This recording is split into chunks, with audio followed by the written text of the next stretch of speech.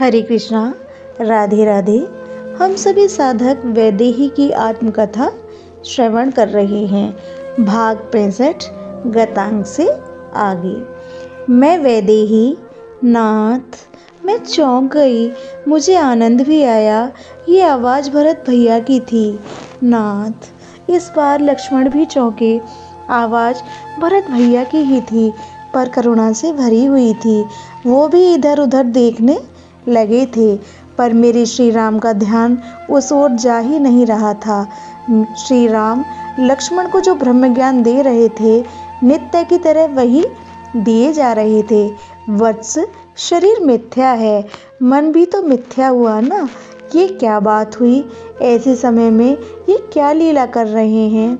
नाथ, नाथ, पास ही आ गए हैं भरत भैया, क्योंकि उनकी आवाज़ साफ होती सुनाई दे रही थी। जब शरीर मिथ्या है तो मन को सत्य क्यों समझ रहे हो?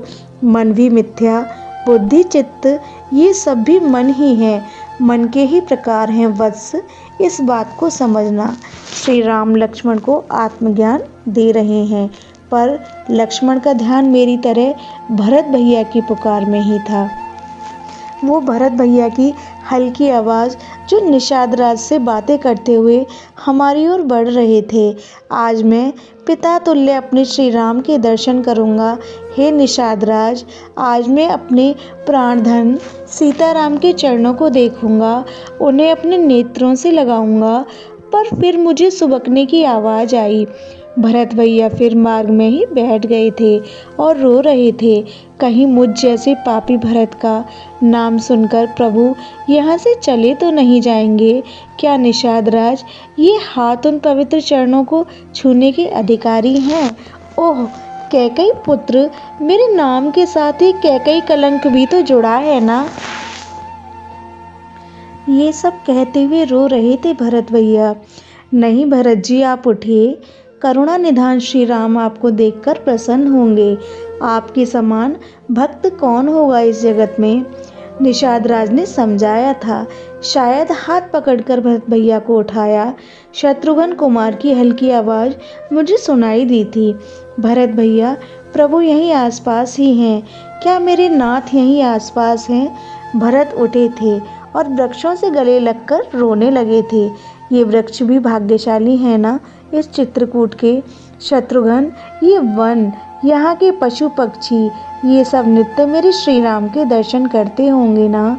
धीरे धीरे बढ़ते आ रहे हैं अब भरत भैया। एक अलग ही ऊर्जा फैल रही थी पूरे चित्रकूट में। प्रेम की ऊर्जा, निष्काम प्रेम की सुगंध। तभी मैंने देखा सामने भरत भैया, शत्रुघ्न कुमार, निषाद राज। मैं उठी।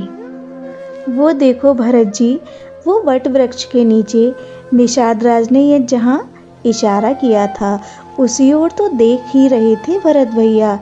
अपलक नेत्रों से देख रहे थे भरत। कितना सुंदर रूप है ना प्रभु का। हाँ, कितना सुंदर। भरत भैया मुस्कुराते हुए, नैनों से अश्रु बहाते हुए प्रभु के रूप को निहार रहे थे। उन्हें देह भान कहाँ था। कुशा के आसन पर सिंह स्कंद वाले रघुत्तम श्री राम, इंद्रिवर सुंदर, जटाधारी, वलकल वसन पहने हुए शांत भाव से विराजमान श्री राम। मेरे नाथ, मुझे अपनाओ मेरे नाथ, इस अधम भरत को क्षमा करो। भरत भैया दौड़े और दौड़ते हुए धरती में गिर पड़े। धूल शरीर में लग गई, पर वहीं से धरती में ही साष्टांग प्रणाम करते हुए तेजी से आगे आने लगे थे। उस भरत प्रेम की ऊर्जा वन प्रांत में फैल चुकी थी।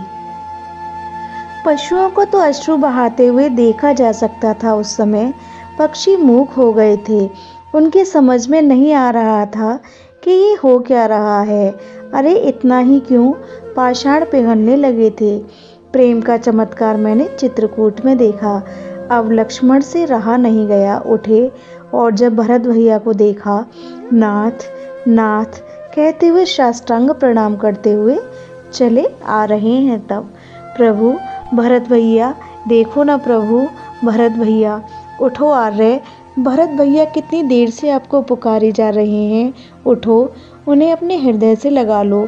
लक्ष्मण ने रोते हुए श्री राम से कहा था, मैं वैदेही अब समझी कि भरत की ओर देख क्यों नहीं रहे थे मेरे श्री राम, क्योंकि लक्ष्मण के कहने की प्रतीक्षा कर रहे थे। श्री राम चाहते थे कि लक्ष्मण ही कहे कि भरत आए हैं, उन्हें अब तो हृदय से लगा लो। क्योंकि लक्ष्मण ने भरत भैया को बहुत बुरा भला कहा था। कहाँ है भरत? श्री राम उठे। बोल लक्ष्मण, कहाँ है भरत? ओह, ये क्या हो गया था मेरे श्री राम को? दौड़ पड़े श्री राम भरत के पास। भरत तो जमीन में साष्टांग प्रणाम करते हुए आ रहे हैं। गए भरत, उठ भाई उठ। भरत को पकड़ा और उठाने लगे। नहीं नाथ, इन चरणों में ही रहने दो। पागल, उठ, मेरे हृदय में ही तेरा स्थान भरत। नहीं नाथ नहीं, भरत तो इतना पापी है कि आपके चरणों में भी इसका स्थान नहीं है। रो रहे हैं भरत भैया।